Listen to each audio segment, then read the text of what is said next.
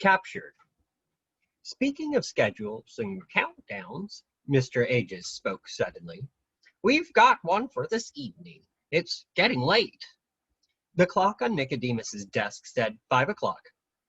Mrs. Fitzgibbon feeds Dragon at 6 p.m. He spoke gently, but his voice had a chilling sound to Mrs. Frisby. They all looked at her. I'm ready, she said quietly. But there are still a few minutes, and one question you have not yet answered. Why did Jonathan never tell me anything about Nim, or any of the rest? Mr. Aegis said, I'll try to explain. When Nicodemus and the others moved into the cave near the rose bush, they invited Jonathan and me to stay with them. After all, we had been with them for many months by that time, and at first we did. But after a few weeks, we decided to move out. We were, you realize, different. We both felt strange, associating always and only with rats, even though they were our close and good friends. As for me, I wanted more solitude and less society. Jonathan, on the other hand, was younger than I and felt lonely. So we moved, at first together, to the basement of the old farmhouse where I still live. Then Jonathan met you at a stream near the woods somewhere. I think he said, Yes, Mrs. Frisby said, I remember. From then on, he worried. He didn't want to be secretive, but he didn't know how to tell you one thing. I'm sure Nicodemus has explained to you that the injections we got at NIMH had two effects. One of them was that none of us seemed to be growing any older at all. The children, yes, but not the adults. Apparently, the injections had given us all a much longer lifespan than even Dr. Schultz had anticipated. You can see why this would have been a dreadful thing for Jonathan to have to tell you. You never had the injections. That meant that while he stayed young, you would grow older and older, and finally die. He loved you, and he could hardly stand that thought. Yet if it was distressing to him, he thought, how much more painful would it be to you? That is what he could not bring himself to tell you. He would have told you eventually. I know he intended to. Indeed, you would have found it out yourself, and you would have seen it happening. But it was hard. He kept putting it off, and then finally it was too late. Poor Jonathan, said Mrs. Frisby. He should have told me. I wouldn't have minded, but will my children also have longer lives? Said Nicodemus. We don't know yet. We think so, but our own children are not old enough to be certain. We do know they have inherited the ability to learn. They master reading almost without effort. He stood up, took out his reading glass, and looked at the clock, but Mrs. Frisby interrupted again. One more thing, she said. What happened to Jenner? Nicodemus said. He left. He was against the plan from the start. In our discussions, he tried to persuade others to oppose it too. Only a few joined him, though there are some others who are still doubtful about it. They're going to stay with us and try it. The argument stayed reasonably friendly, but the last straw for Jenner was when we decided to destroy the machines. Destroy them? For two reasons. One, so that if anyone ever finds the cave, there won't be any evidence of what we've been doing. Nothing but broken bits of metal, debris that will look like ordinary junk. We'll pull out our electric cable, our lights, and our water pipes. We'll close up all the tunnels leading in. The other reason is more important. When we move to Thorn Valley, we're going to have some hard times. We know that, and we're braced for it. If this cave is still open, With the machines and lights, the carpets and running water still here, there will be a terrible temptation to give up and move back to the soft life. We want to remove that temptation. But when Jenner heard that decision, it was made at a meeting, he grew really angry. He denounced us all as idiots and dreamers. He stamped out of the meeting, and a few days later he left the group forever, taking 6 of his followers with him. We don't know where they went, but we think they will try to find some place where they can set up a new life like this one. I wish them luck, but they'll have trouble. There won't be any toy tinker this time. They'll have to steal their machines, everything. That worries us some, because if they get caught, who knows what might happen. But there's nothing we can do about it. We're going ahead with the plan, and once we get to Thorn Valley, I think we can stop worrying. Justin stood up. It's time to go. He picked up the paper with the sleeping draught in it. Mrs. Frisby, Justin, and Mr. Ages walked together up the long corridor to the rosebush. Remember, when you come up through the hole in the kitchen floor, Mr. Ages said, you'll be under a kitchen cabinet. It's low, but there's room to move.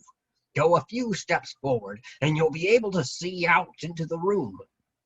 Mr. Fitzgibbon will be sitting there, getting dinner for her family. They eat at about 6. When she's got their dinner ready, she'll feed Dragon. He won't be in the kitchen, but he'll be waiting just outside the kitchen door on the porch. She doesn't let him in while she's cooking because he makes such a pest of himself, rubbing against her ankles and getting between her feet.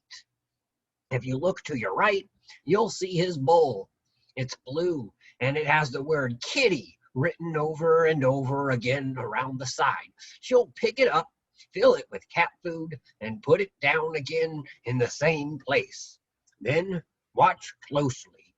She'll walk over to the door to let him in, and that's your chance. Her back will be toward you. She's got to walk about 20 feet. It's a big kitchen.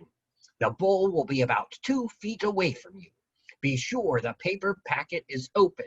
Then dash out, dump the powder into the food, and dash back. You don't want to be in sight when Dragon comes in. I can tell you that from experience. Is that how you got hurt? I got there a few seconds late. I decided there was still time. I was wrong. At the arch in the rosebush, Mr. Ages left them. With his cast, he would not be able to climb through the hole to the kitchen. There was no point in his going further. Mrs. Frisby and Justin moved out of the rosebush and looked around them. It was still light, though the sun was low on the horizon. Straight ahead of them, perhaps 200 feet away, stood the big white farmhouse. Dragon was already on the porch, sitting just outside the door, looking at it expectantly. To their right was the tractor shed, and beyond that was the barnyard fence and the barn itself, casting a long shadow. Behind them rose the woods and the mountains. To the left, Mrs. Frisby could see the big stone in the middle of the garden, near which her children waited. As soon as her task was done, she thought, she must hurry to them and get ready for the move. We go under the right side of the house, Justin said quietly. Follow me. They made their way around the edge of the yard, staying in the shadows, keeping an eye on Dragon. Justin still wore his satchel and had put the powder package in it. There was a basement under the main part of the Fitzgibbons' house, but the big kitchen had been added later and stood on a foundation of concrete blocks with only a crawl space beneath. As they approached this gray foundation, Mrs. Frisby saw that near the middle of it, a few inches off the ground, there was a square patch of darker gray. It was a hole left for ventilation, and there was a screen over it. When they reached it, Justin caught hold of the screen and pulled the corner. It swung open. We loosened it a bit, he explained, holding it open for her. Mrs. Frisby crept through. Careful. he said. "It's dark. There's a drop of about a foot. Just jump. We put some straw at the bottom so it's soft." Holding her breath, Mrs. Frisby jumped blindly into the blackness and felt the cushion of straw under her feet. In a moment Justin landed beside her. They were under the Fitzgibbons' kitchen. "Now," he said softly, "look to your left. See the patch of light? That's the hole. The light comes from the kitchen. We've piled dirt up under it, so it's easy to reach. Come on." Mrs. Frisby followed him. As they got near the bright hole, she could see around her a little. They were walking across bare earth, dry and cool to the touch. Overhead, there were heavy wooden beams holding up the floor, and above those the floorboards themselves. Under the hole rose a small round hill of dirt. They walked up this, and then Justin whispered, "This is as far as I can go. There's not room for me to get through. I'll wait here. Come back down as soon as you're finished. Here's the powder." He handed her the paper packet. "Remember to tear it open before you go out to Dragon's Bowl. Hurry now. I can hear Mrs. Fitzgibbon moving around. She's getting the dinner. Be careful and good luck." Mrs. Frisby first pushed the packet up through the hole. Then, as quietly as she could, grasping both sides, she pulled herself up and into the kitchen. It was light there, but Mr. Ages had not been joking when he said the ceiling was low. There was less than an inch between the floor and the bottom of the cabinet, so that she could not walk properly, but had to flatten herself out and crawl. She did a few steps and discovered that she was trembling.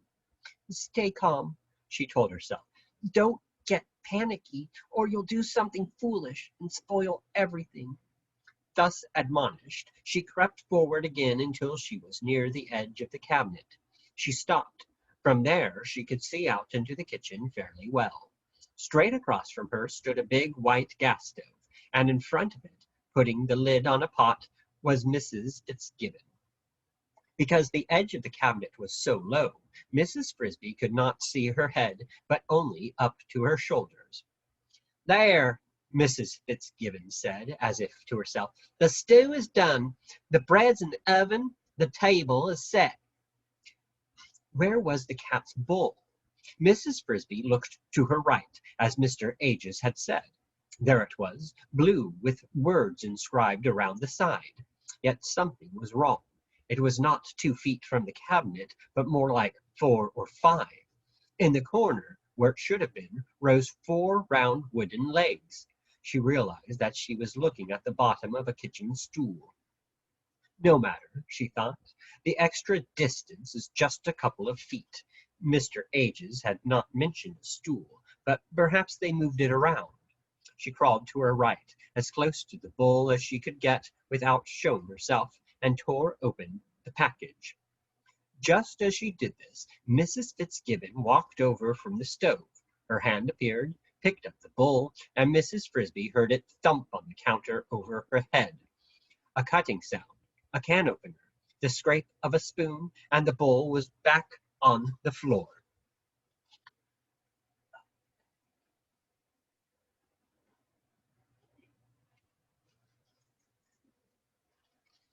The strong, fishy smell of cat food. Mrs. Fitzgibbon walked away.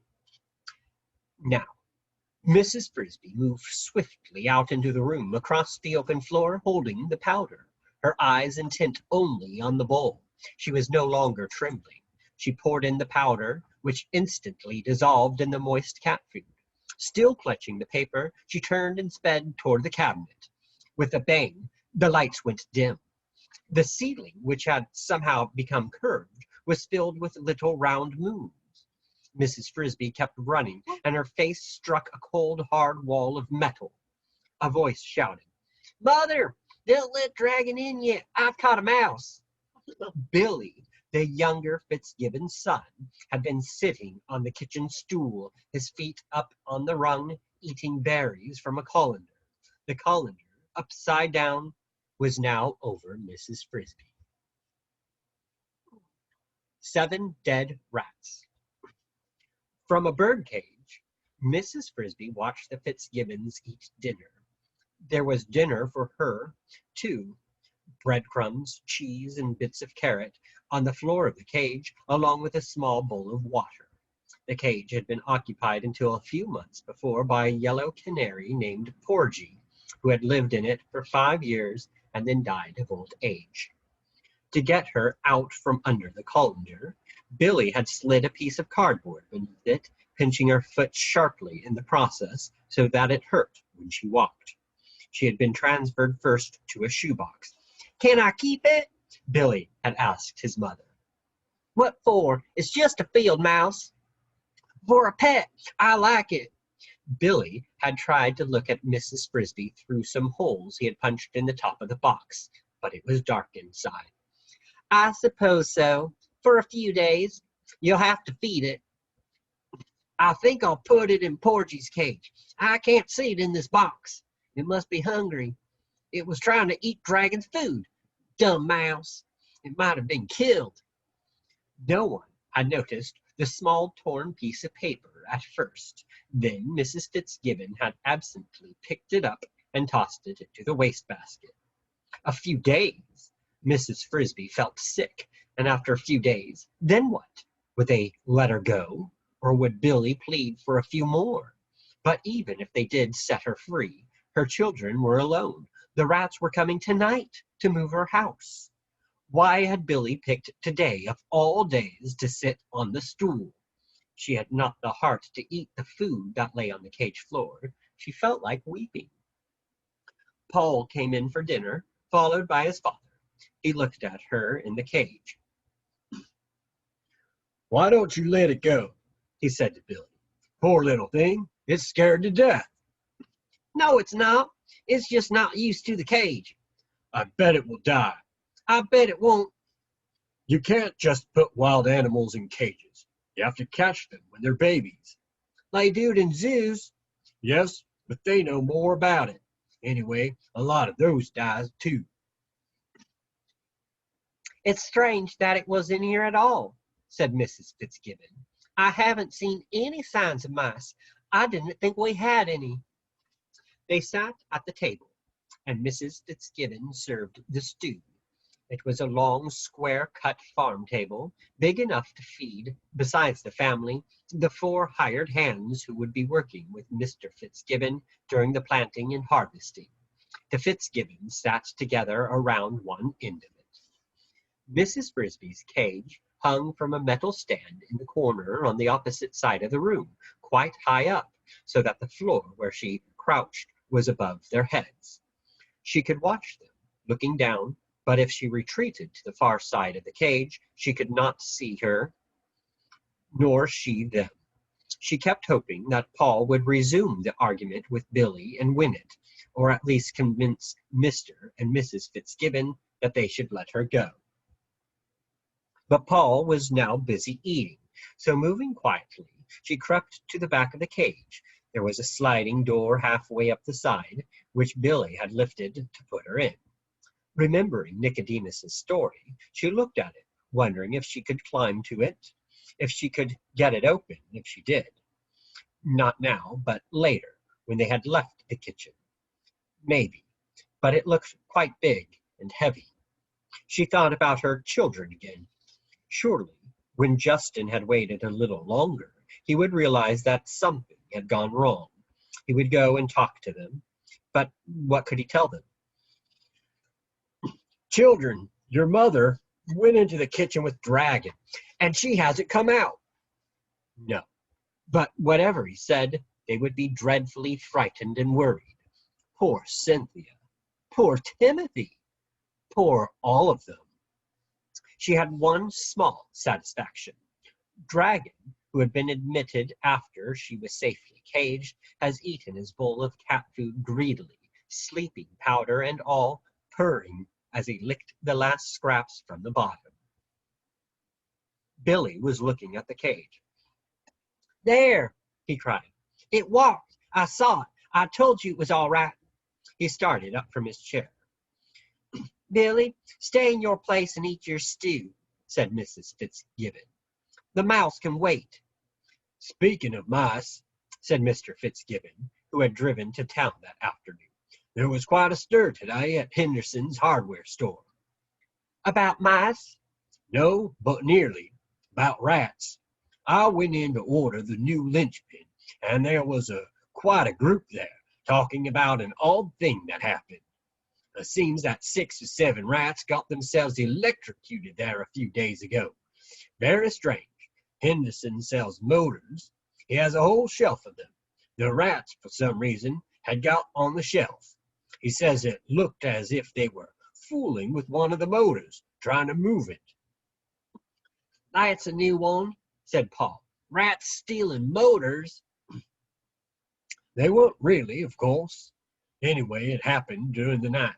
When he, Henderson, came into the shop in the morning, he tried to turn on the lights, and the fuse was blown. He found the rats all grouped around the motor. It had been left plugged in, though it was turned off. They must have been gnawing at the insulation for some reason. At least that's what he thinks. They caused a short circuit, and all bunched together like that, the current went through them and killed the lot. Pretty good kind of a rat trap, I'd say, Mrs. Fitzgibbon remarked. Mrs. Frisby was now listening to the conversation very closely. Dragon had stretched out on the floor, looking drowsy. Wait, said Mr. Fitzgibbon. That's only the beginning.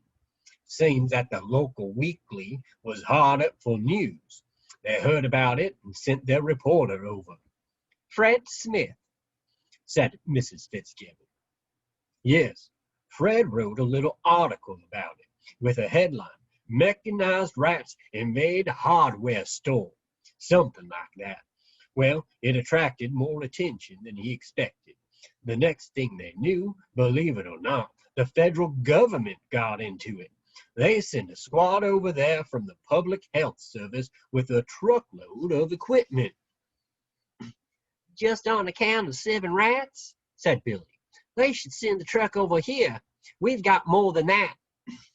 That's just what I said, Mr. Fitzgibbon went on. And do you know, they're going to.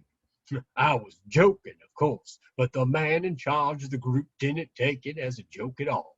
He wanted to know where the farm was, how far away, how many acres, what I raised, how many rats I thought there were. He acted really interested.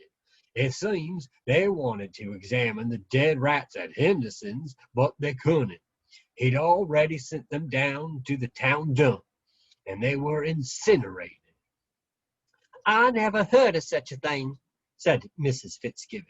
All that fuss over a few dead rats. I have, said Paul, and I bet I know what they're after. What?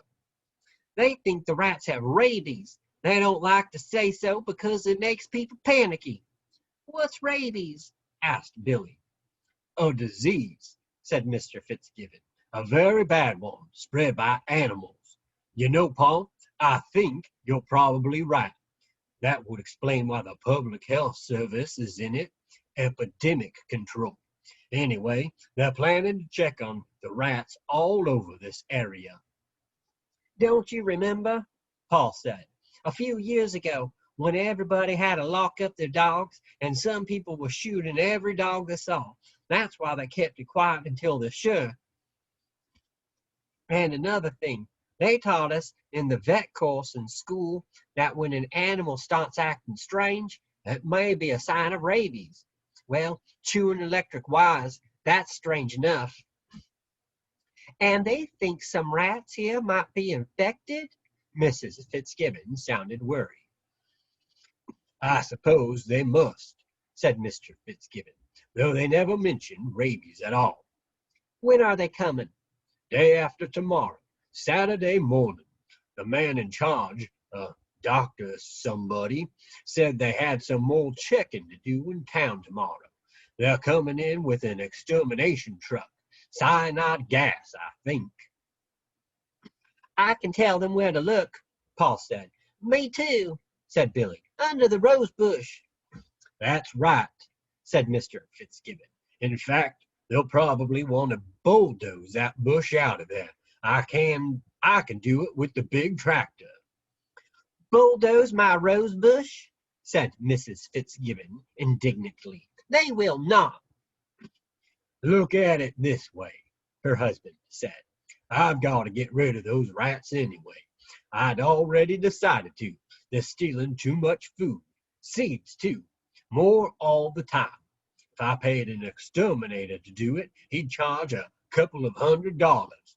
If the government would do it for free, why shouldn't I let them?" "Well," said Mrs. Fitzgibbon, still not soothed, "then you can spend the money to buy me some new rose bushes." "That's just what I had in mind," said Mr. Fitzgibbon with a smile. "And maybe some lilacs, too." Mrs. Fitzgibbon had always wanted a lilac bush. They were her favorite shrubs.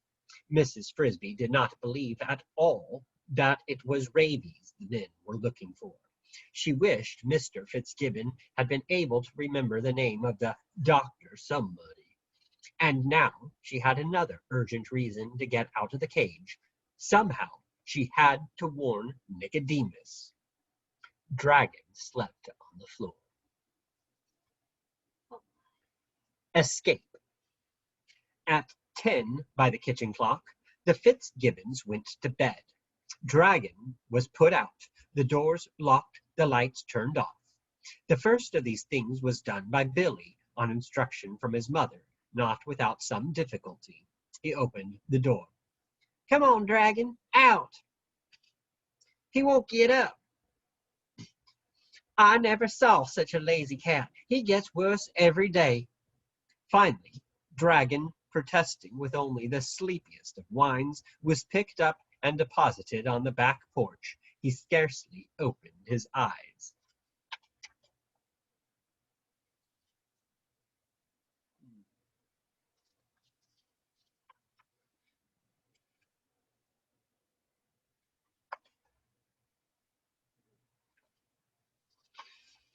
By the time it was dark, Mrs. Frisby waited a few minutes until she was sure they were really gone, and until her eyes adjusted so she could see the bars of her cage. They were vertical bars, smooth and no thicker than matchsticks, which made them slippery to climb. But by turning more or less sideways, she was able to grip them fairly well. She inched her way up to the sliding door and tried to lift it. She could tell from the first pull that it was no use. The door was stiff and it was heavy, and she could not get a good enough grip on either it or the cage wall to exert much pressure. Still she kept trying, first lifting on the middle of the door, then on one corner, then another, straining every muscle. In half an hour she admitted defeat, at least for the moment, and climbed back down to the bottom of the cage. She sat there, shaking from the effort, and thought. Somehow she had to get out. Her children, even now, would be alone in the dark house, alone at night for the first time.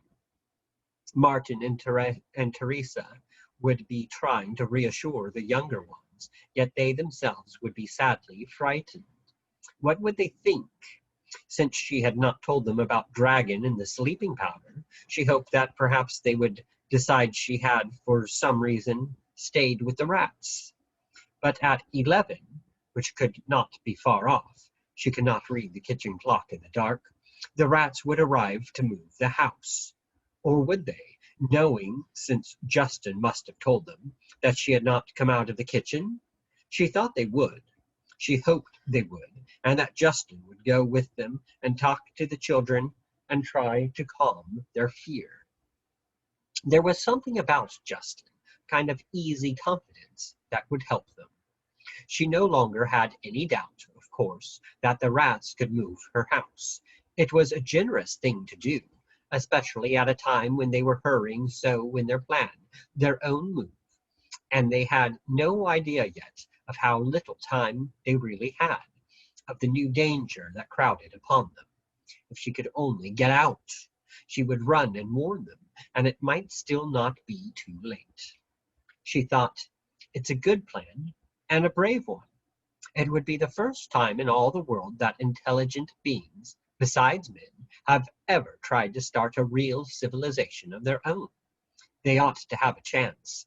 It was not right that they should be killed at the last minute, or captured. Could it be that they, the men who were coming, were somehow connected with NIM? Or was it more likely, as Paul had guessed, that they were only worried about rabies? She decided it didn't really matter. The result would be the same. The day after next, the truck would come with its poison gas, and that would be the end of all their plans, unless they could be warned. Wearily, she got up to climb the wall and try the door again. She heard a noise. It was in the kitchen near her cage, a small scuffling on the hard linoleum floor. Now, what kind of bird can that be, with no wings? It was Justin's voice, very soft, and he was laughing. Justin, I thought you might like to come home. Your children are asking after you.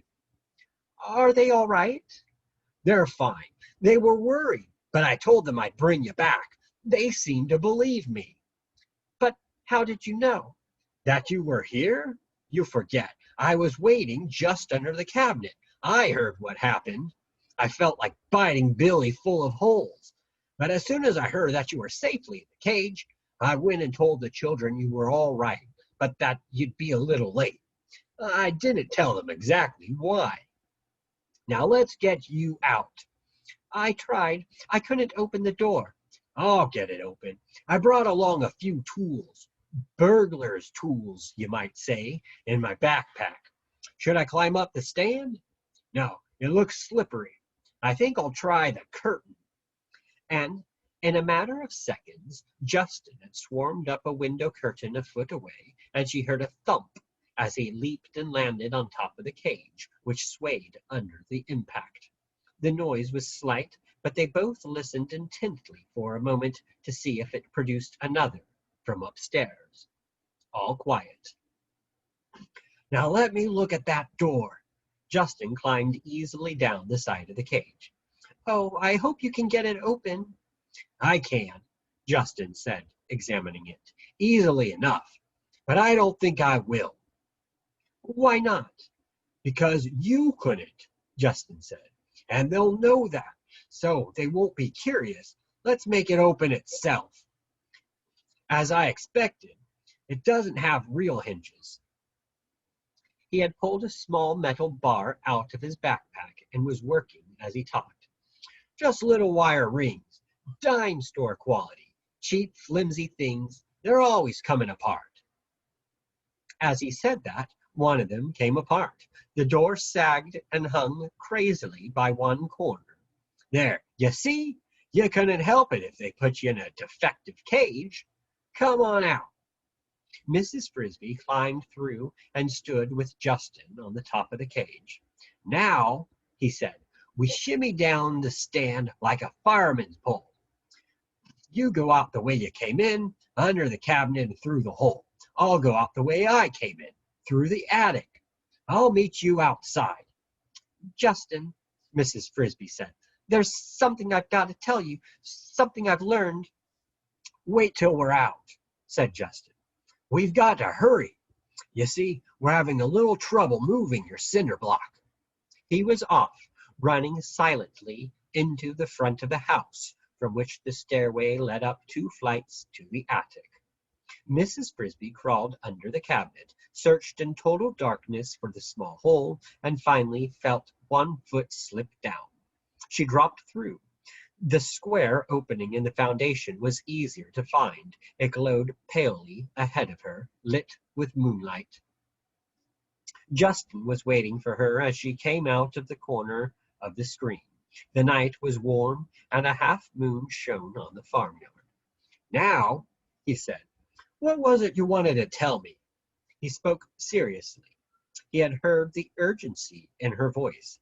They hurried toward the garden, rounding the back porch. There, a dark heap in the moonlight lay dragging, no threat to anyone tonight. Some exterminators are coming to poison all of you, Mrs. Frisby told him, as briefly as she could. of the conversation she had heard at the Fitzgibbons' dinner table. 7 rats, Justin said. Rabies? It might be, but I'll bet it was Jenner. When are the men supposed to come? The day after tomorrow.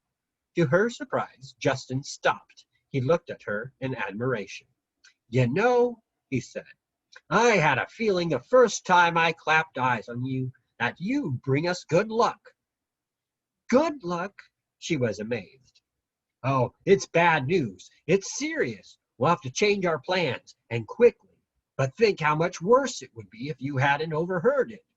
We wouldn't have had a chance. They came into the garden. Is Nicodemus here? Mrs. Frisby asked. No, in a few minutes I'll go and tell him. But first, we need your help to get started moving your house. My help? What can I do? You can talk to your neighbor. She seems to think we're stealing your cinder block. She bit Arthur in the leg. At one end of the big stone in the middle of the garden, 10 rats were digging briskly, using scoops that looked more like teaspoons than shovels, piling the earth neatly beside a hole already almost big enough to hold Mrs. Frisby's house. But on the other side of the stone there was an impasse. Here another 10 rats stood, baffled, in a semicircle. Behind them they had deposited a jumble of equipment, odd-shaped metal bars, pulleys, wooden structures that looked like ladders, other pieces of wood that resembled small logs. But between the rats and Mrs. Frisby's front door stood a small, defiant figure. The rats, looking enormous by comparison, remained a respectful distance away from her. Why, said Mrs. Frisby to Justin, it's the shrew. Yes, said Justin, and acting shrewish.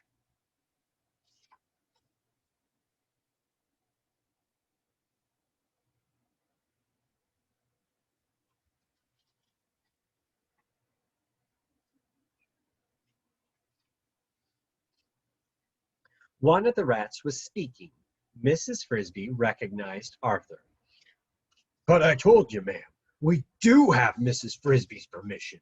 She wants us to move her house. Ask the children. Call them out. Don't tell me that. What have you done with Mrs. Frisby?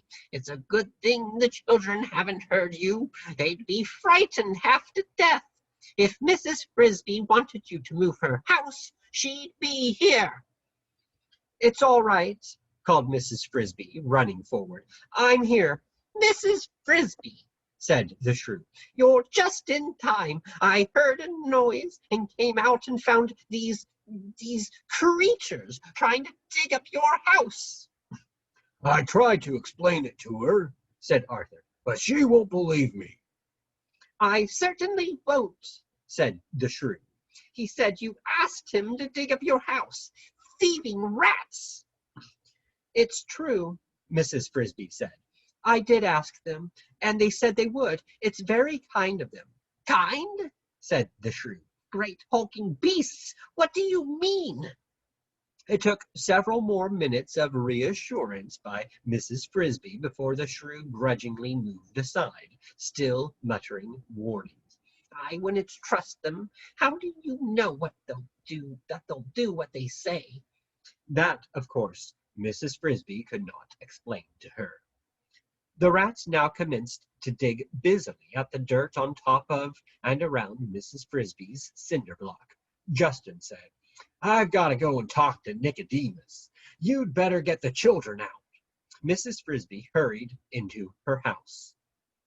She found them waiting in the living room, unaware of the small crisis that had been taking place outside. As Justin had said, they did not seem worried. We were scared at first, Teresa said, but then one of the rats came to see us. He couldn't come in, but he called to us, and we came out, Martin and I. He said his name was Justin. Have you met him? He's very nice. I've met him, said Mrs. Frisby. Now, we'd better go outside. They're getting ready to move the house. I'm ready, said Timothy. I'm all wrapped up like a scarecrow. Martin and Teresa had taken pieces of warm cloth from the bed and tied them around him. Mrs. Frisby could not see him in the dark, but when she touched him, she found they had even tied a piece like a bonnet around his head and ears. Good, she said, and we're lucky. It's a warm night and dry. They went up this small tunnel to the garden and watched in the moonlight from a hillock a few feet away. The rats had finished digging the new hole, and all 20 of them were working near the house. It was a sight to see. As soon as the earth had been cleared from the top and sides of the cinder block, so that it lay fully exposed in its hole, all of the rats turned to the pile of equipment. Under Arthur's direction, the ladder-like structures became a scaffolding, 4 small towers standing one near each corner of the block. Across the tops of these, the rats fastened strong, light bars of metal, probably, Mrs. Frisby thought, from the toy tinker's truck. From these bars they now hung pulleys, wound with strong, thin cord, and at the ends of these cords they fastened hooks, which they slipped into the oval-shaped holes in the block and pulled taut. 5 strong rats stood by each cord. One of them, Mrs. Frisby noticed, was bigger than the rest. Her friend Brutus. Heave! Called Arthur. The 20 rats strained on the cords, and the block rose an inch. Each rat stepped back a pace. Heave! Another inch. Slowly, the heavy block rose from the hole until it hung 2 inches above level ground. Steady, said Arthur. Get the rollers. 8 rats, 2 from each group, ran to the round pieces of wood Mrs. Frisby had noticed earlier. These resembled sawed-up pieces of broom handle, each about a foot long.